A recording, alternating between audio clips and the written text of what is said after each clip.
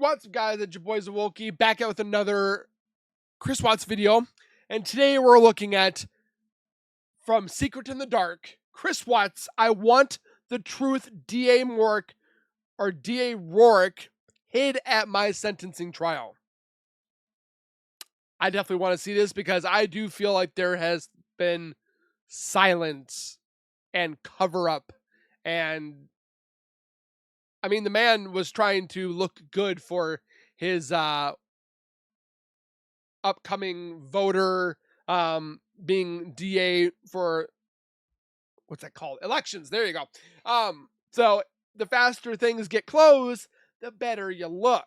But we're going to be watching this video together. So before we go any further, make sure you guys are subscribed to my YouTube channel by hitting that wiper icon down the bottom right. Hit the bell icon next to it. So when I do post videos like this one, you guys will get that little ring notification that I've posted that video. And you guys can watch, comment, like, and share. And again, thank you guys so very much for that love and support that you show on my channel. I am so blessed to have every single one of you. We're trying to get to 100K. So tell your friends, tell your family, or anybody you guys know, and hopefully we will reach that one day. Also, go over to Secret in the Dark. They're getting closer and closer to 9,000 subscribers. So go give them some love. You know the thing. And let's get into this video. As long as we both shall live. As long as we both shall live. It's like a haunting On November 19th, reminder. 2018, Chris Watts walked into a Colorado courtroom, not to defend himself, not to face a jury, and not to explain what happened in the early hours of August 13th. He was there for one I wish they made these people do that. Like they had to relive the horror. reason, so a judge could But then it wouldn't be good for the people that were family. So maybe, yeah, that's probably a bad idea. tell him how the rest of his life would be spent. Everything else had already been decided. However, I do want to spend a few minutes sharing with the court the details of the crime, as so far you've only had an opportunity to review the affidavit and a few facts here and there that have been offered to the court in the motions and pleadings that have been filed. By then the investigation was over, or at least the version of it the public would ever see. No trial, no cross-sex examination, no forensic breakdown in open court. Just a plea deal, signed quietly behind closed doors. District Attorney Michael Rourke stood between the truth and the record, and from that moment on, only his voice would be heard. The judge, by Rourke's own admission, had seen little more than the arrest affidavit and a few select motions. He had not heard witnesses. He had not seen the full case file. He didn't even know the motive, because no one could or would give him one. The version of events the world was left with came from two sources, Chris Watts and Michael Rourke. One had every reason to lie. The other had every power to decide which lies to keep. Even in his final confession, Chris gave the same story over and over again. It was repeated for hours, never challenged for more than 5 minutes. And when the ink dried on that plea agreement, those hours of questioning Man, this channel's making up some big britches here of some questions. Holy crap. no longer mattered. The mistress cleared almost immediately. No subpoena. Which, yeah, that was, How about no? Like, we know there's something going on there. No courtroom questioning. No chance for the public to hear her under oath. She vanished from the narrative as quickly as she entered it, leaving questions that to this day have no official answer. So the court is going to sentence Mr. Watts as follows. With regard to count number 1, murder in the first degree as it relates to Shanann Watts, the court is going to sentence you, sir, to a life sentence in the Colorado Department of Corrections, followed with no possibility of parole. And that is going to run consecutively to all but counts 3 and 4. With regard to count 2, as it relates to murder in the first degree with Bella, the court is going to sentence you to life in the Colorado Department of Corrections with no possibility of parole. With regard to count number 3, the court is going to sentence you as it relates to Celeste to life in the Colorado Department of Corrections with Man, just the feeling that he's got to be feeling that his life is just completely gone. He's locked. He's not going to, like, I don't honestly know how this man controlled himself right here. I mean, I shouldn't say man, but I would be freaking out But at the same time, I wouldn't have done what he did. No So- possibility of parole. With regard to counts 4 and 5 relating to Bella and Celeste as a different theory of first-degree murder, the court is going to sentence you to life in the Colorado. Knowing that you're not gonna be able to go on vacation or have a kiss from your wife or go on vacation to the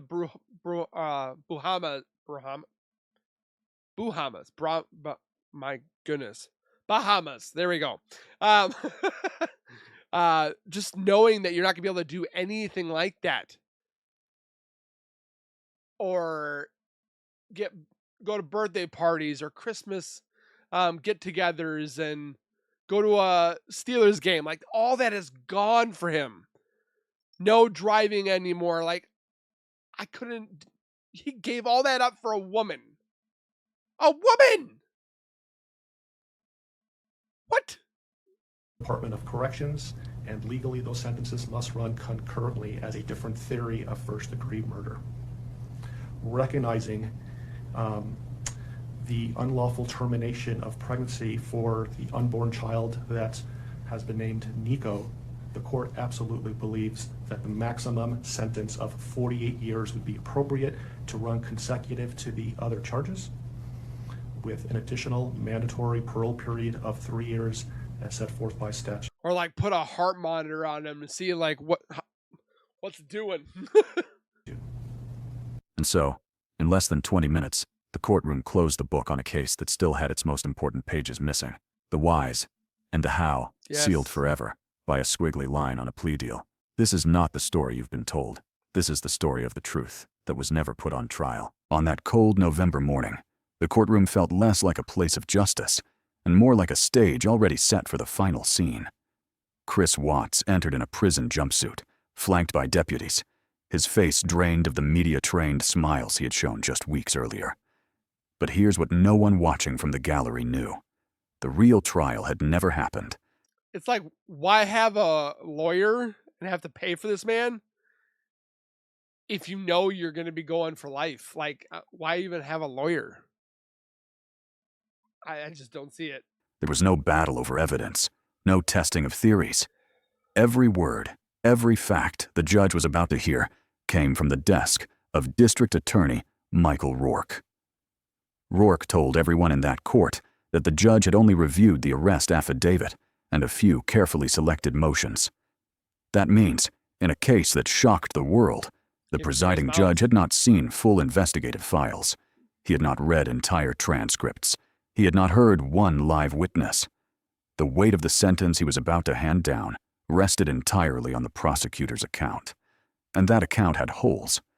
Rourke openly admitted there was no confirmed motive, no timeline the public could verify, no explanation of how the crime unfolded beyond Chris Watts' own words.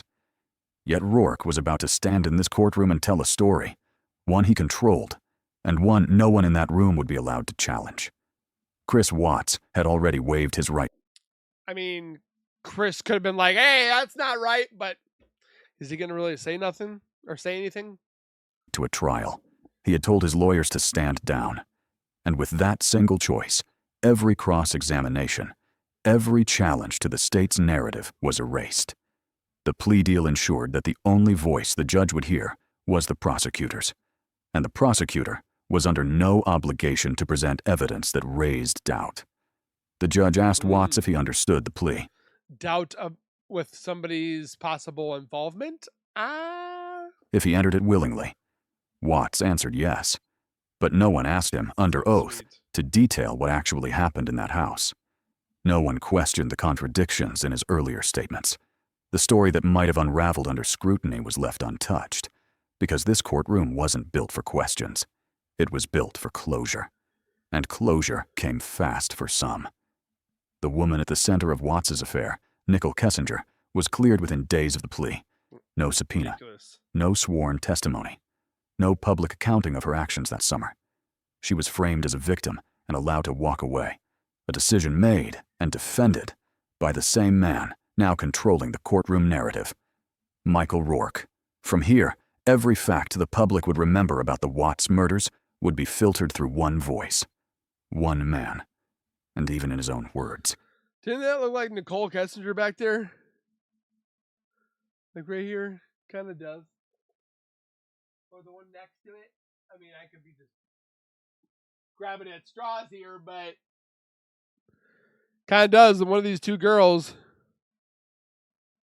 Oh no. Man.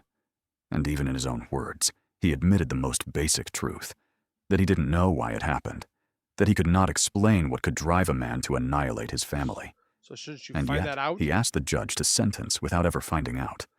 This wasn't a trial. It was a closing ceremony for a case still missing its heart.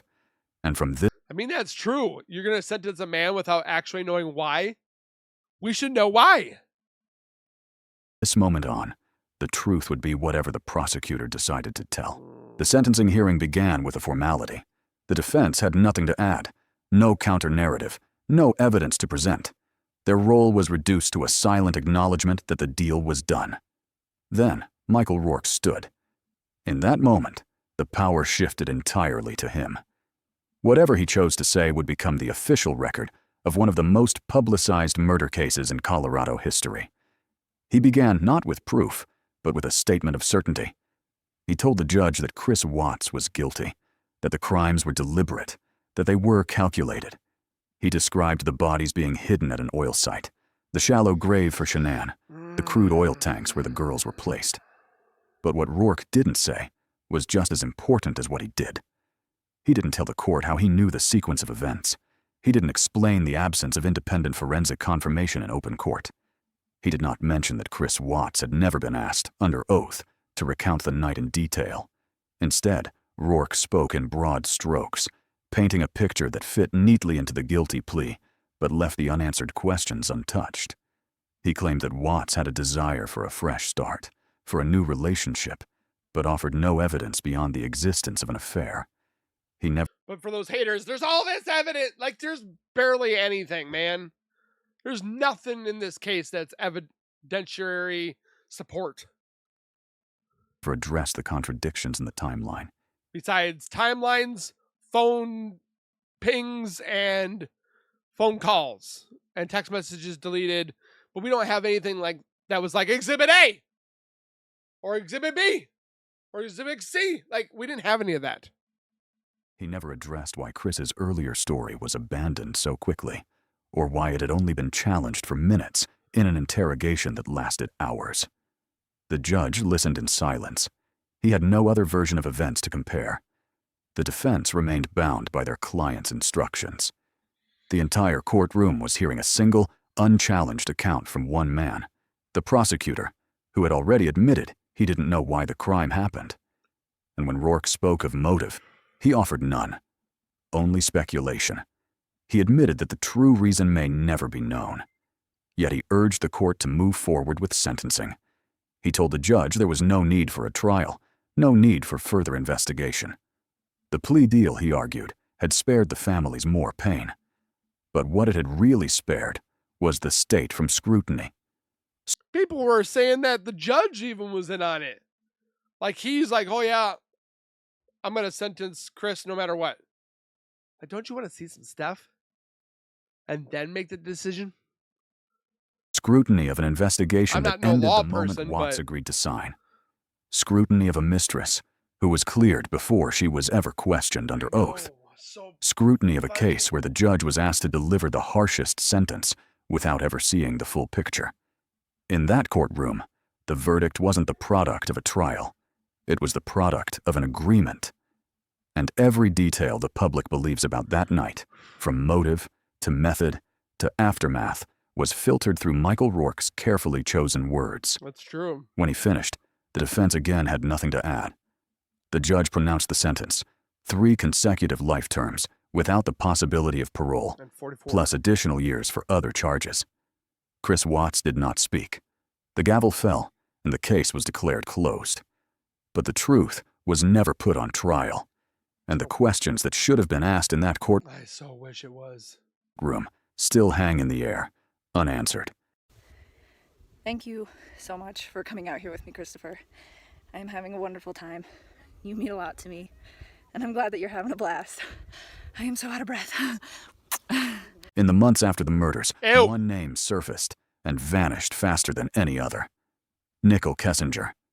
She was Chris Watts' co-worker, and by her own admission, his mistress in the weeks leading up to the killings. She told investigators she knew nothing about what happened. She said she believed he was in the process of separating from his wife. She claimed she thought Shanann and the children were out of the picture before August 13th. Her interviews with police were never conducted in a courtroom. She was never placed under oath in front of a judge. No defense attorney had the chance to question her, to explore contradictions, or to compare her statements against phone records in real time. And yet, even before Chris Watts signed his plea deal, Kessinger had been cleared. The How? official position from the district attorney's office was that she was not a suspect, not a person of interest. The investigation into her stopped almost as quickly as it began. There were no subpoenas for her personal devices beyond the initial request, no search warrants for her home, no sworn testimony to lock her statements into the official record. What the public knows about her involvement comes almost entirely from her own words and a limited set of documents. Documents Crap. released only after the plea deal sealed the case. Michael Rourke defended the decision. He presented her as someone who had been deceived by Watts, not as someone who Crap. might have had knowledge of what happened in those critical hours. And once the plea was signed, her role was closed off from public scrutiny entirely.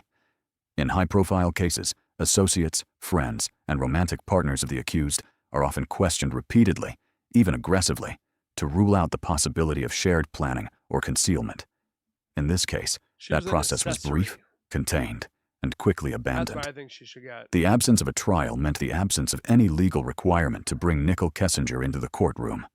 Without that requirement, she remained outside the official record, and with her absence, an entire avenue of questioning disappeared. Because she was a protected witness. She got all these little benefits.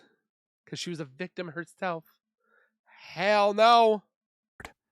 The public was told she was simply a woman who made a poor choice in falling for a married man.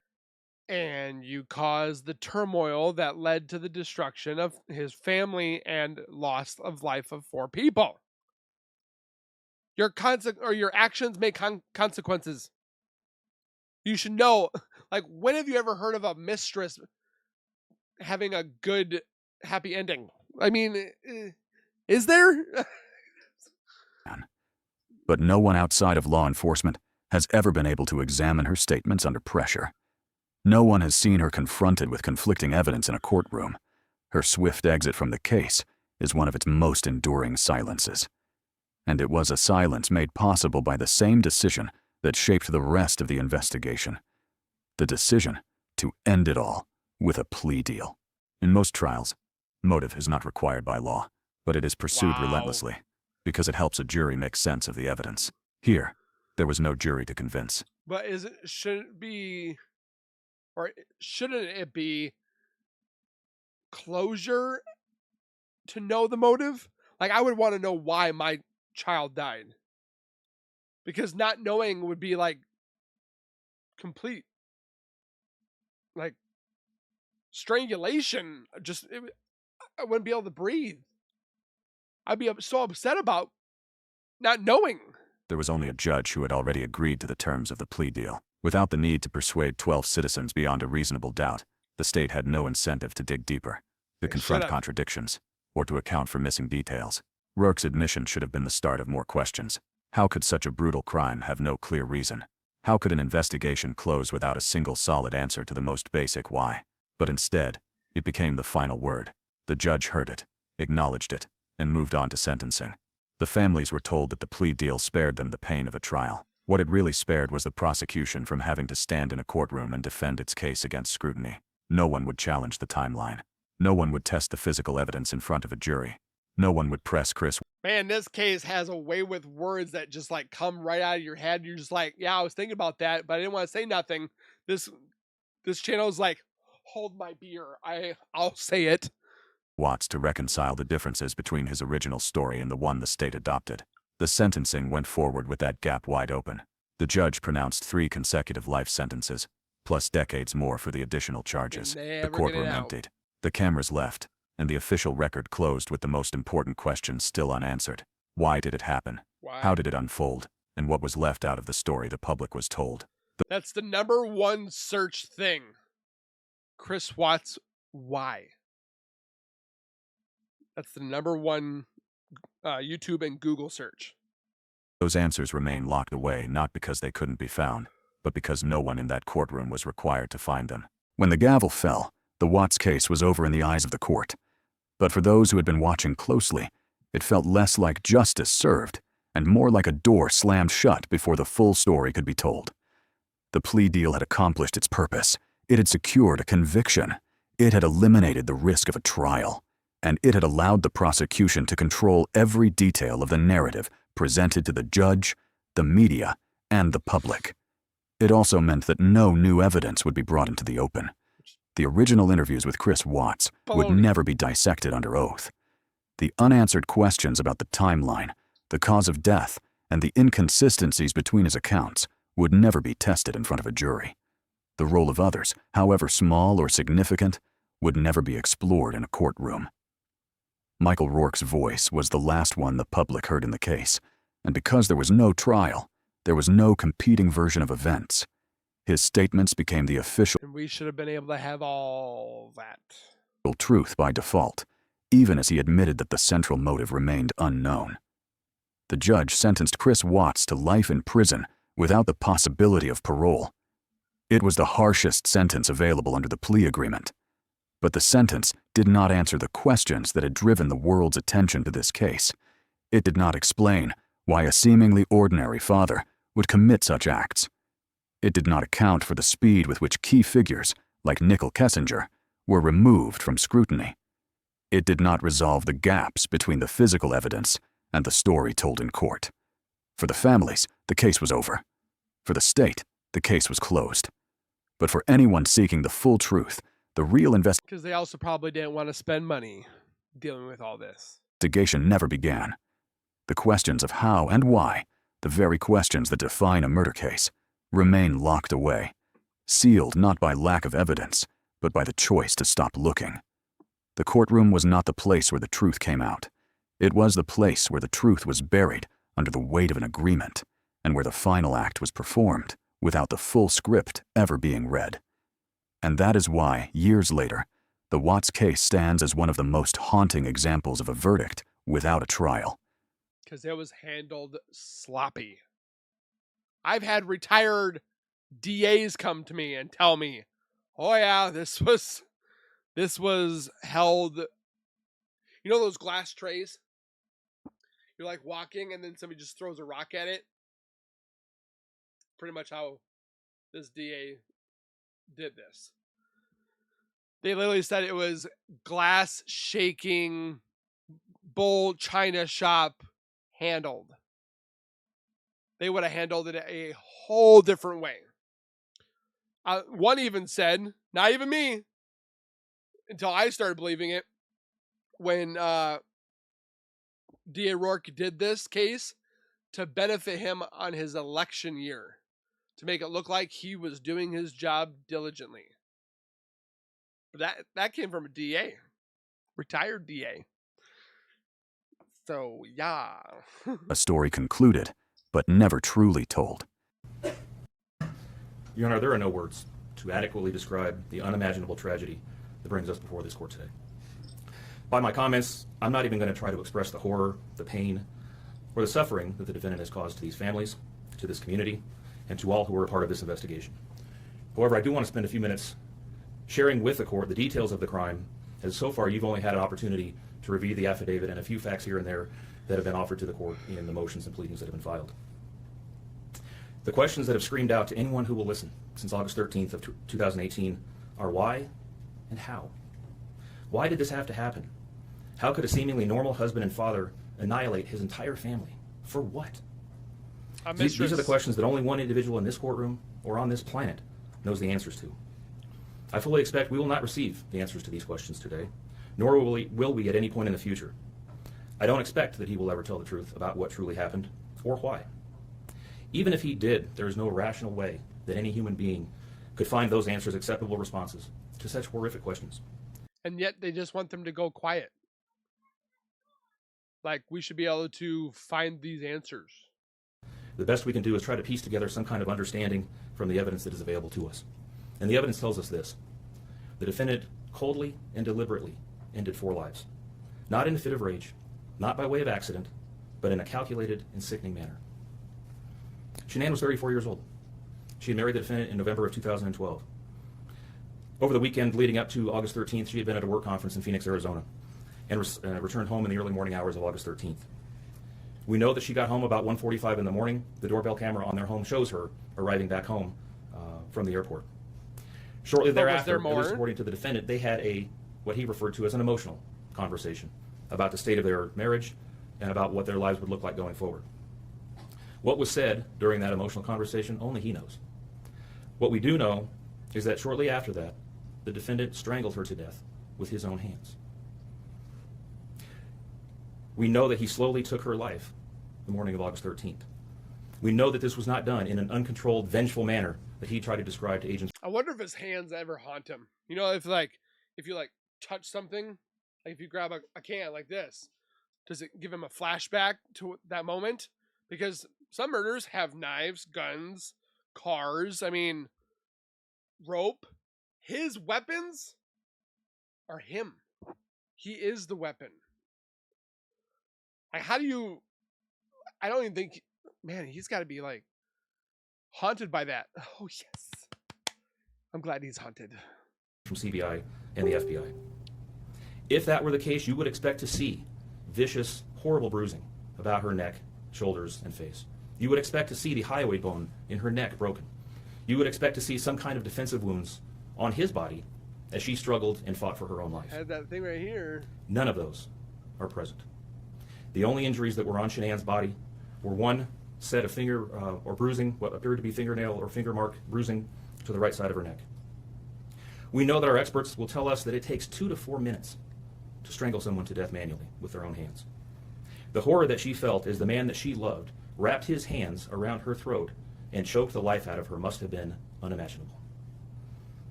Even worse, what must Bella, age 4, and Celeste, age 3, must have experienced or thought is their father, the one man on this planet who was supposed to nurture and protect them, was snuffing out their lives.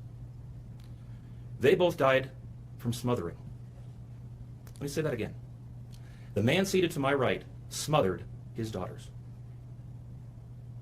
Why? Imagine the horror in Bella's mind as her father took her last breaths away. Your Honor, understand very clearly, Bella fought back for her life. The frenulum, the connective tissue between her upper lip and her gum, had a centimeter and a half laceration. She bit her tongue multiple times before she died. She fought back for her life as her father smothered her. Celeste had no such injuries. In fact, she had no external injuries at all. But according to the medical examiner, she was smothered nonetheless. The defendant then methodically and calmly loaded their bodies into his work truck, not in a hasty or disorganized way. He was seen from the neighbor's doorbell camera backing his truck into the driveway, going back and forth into the house and back out to the truck 3 different times, 1 time for each of their bodies. He then drove them away from their family home 1 final time. The girls were alive when they left the house. That's my opinion. On hiding any evidence of the crimes that he had just committed. In 1 final sign of callousness for his wife, his daughters, and their unborn son, and their remains, he drove them to a location that he thought no one would ever find them, to one of the oil tank batteries with which he was so familiar. He knew this was safe. He had texted a coworker the night before saying, "I'll head out to that site. I'll take care of it." He had carefully ensured that he would be alone in the middle of the plains to secrete away the remains of his family in a place that he hoped they would never be found. In 1 final measure of disrespect for the family he once had, he ensured that they would not be together, even in death, or so he thought. He disposed of them in different locations. Oh, they're up in the heavens and they're enjoying God's company. All 4 of them. He buried Shanann and Nico in a shallow grave away from the oil tanks. Bella and Celeste were thrown away in the oil tanks at this facility.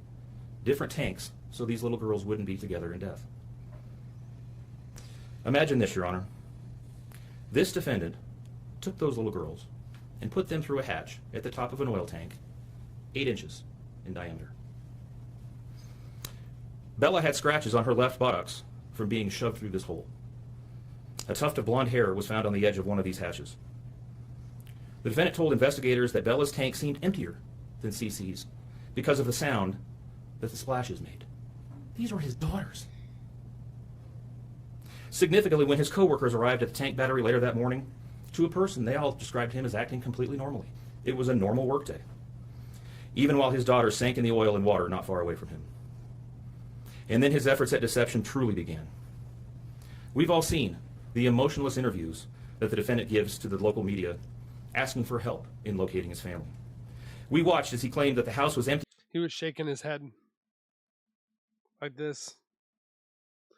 I think his lawyer was like, "Are you okay?" Without them, and that he hoped that they were somewhere safe, and that he just wanted them to come home. He told investigators that they were at home sleeping when he left for work that morning, and that Shanann had told him that she was taking the girls to a friend's house for the day. What is striking about this case, Your Honor, beyond the horrors that I've already described to you, is the number of collateral victims that he created by his actions. While he stood in front of TV cameras asking for the safe return of his family, scores of law enforcement officers, neighbors, friends, and family scoured the area, fretted for their safe return. They texted him begging for any information and sending him their best wishes, all the while he hid what he had done. The list of indirect victims does not end there. Think of the firefighters and the Colorado State Patrol hazmat experts who had to don protective suits and who were called upon to pull Bella and Celeste out of those oil tanks. Or the coroner employees who had to conduct these autopsies. Every time. Or the victim assistants who frantically attempted to ease the suffering of those affected. All of this, Your Honor, for what? Why? Why did this have to happen? His motive was simple, Your Honor. He had a desire for a fresh start, to begin a relationship with a new love that overpowered all decency and feelings for his wife, his daughters, and unborn son. While Shanann texted the defendant over and over again in the days and weeks leading up to her death, attempting to save her marriage, the defendant secreted pictures of his girlfriend into his phone and searched 12,000 images. And texted her at all hours of the night. While Shanann sent the defendant self-help and relationship counseling books, one of which, ironically enough, was thrown in the garbage. He was searching the internet for secluded vacation spots to take his new love in researching jewelry. And while Shanann took the girls... And that jewelry she wore on her only interview with a newspaper. She wore the necklace that she got from Chris. ...to visit family in North Carolina. Because the same picture he had in his phone of the necklace is on her neck. The defendant went to car museums and the sand dunes with his new girlfriend. The stark contrast between the subjects of their internet and text content is absolutely stunning. Even the morning after he killed them and disposed of their bodies, he made several phone calls. One was to the school where the girls were supposed to start, telling the school that the girls would not be coming to school anymore, that they were being unenrolled, presumably to give him some more time before law enforcement notification about them going missing. That was an idiot move. He contacted a realtor to start discussing the selling of his house. Idiot move. And he texted with his girlfriend about their future. None of this... Oh, but the girlfriend, she's okay. She's allowed to be free. Answers the questions of why, however. If he was this happy and wanted a new start, get a divorce. You don't annihilate your family and throw them away like garbage. Why did Nico, Celeste, Bella, and Shanann have to lose their lives in order for him to get what he wanted? Selfish. Your Honor, justice demands the maximum sentence under the agreement reached by Agreed. the parties. As you will recall, the agreement calls for life sentences as to Shanann, Bella, and Celeste, and all of those to run consecutively to one another. It also calls for the count of unlawful termination of a pregnancy as to Nico to run consecutively to counts 1, 2, and 3. I would suggest that the extreme aggravation present in the defendant's conduct and in the efforts that I have described mandate that the sentences for counts 7, 8, and 9, the tampering with a deceased human body, each be the maximum of 12 years, and that those sentences run consecutively to one another. It is very clear that each of these acts, that these were not the subject of one act, but each oil tank that he walked up with his daughter's bodies and the hole that he dug for his wife and unborn son mandate a mandatory consecutive sentence. It's been alluded to this morning, but the defendant was certainly eligible for the death penalty in this case under the existing law in the state of Colorado. But Colorado doesn't have a death penalty. As you heard, Shanann's family strongly opposed my office seeking the death penalty and being bound to the criminal justice system for the next several decades. That's in large part, as you've heard, why we have reached the agreement that we have. 4 lives were lost at the hands of the defendant on August 13th for reasons that we will never fully understand, nor will we know.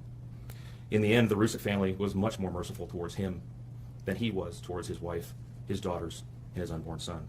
Agreed. Prison for the remainder of his life is exactly where he belongs for murdering his entire family. Thank you. Are you seeking 91 days to file a request for restitution? I am, Your Honor, please. I'll grant that request. Wow, just to hear that statement from somebody else about what you did, and oh, that would haunt me forever. But again, I'm not gonna ever do that because I'm not stupid. Like, even if I was not happy with my marriage or my relationship I have or anything like that, you either fix it or you move on. Separate. Never, ever choose violence. Never. And I just can't see why this man did that. Because of a woman that liked to push and pull and all those knobs on Chris to make him do what she wanted.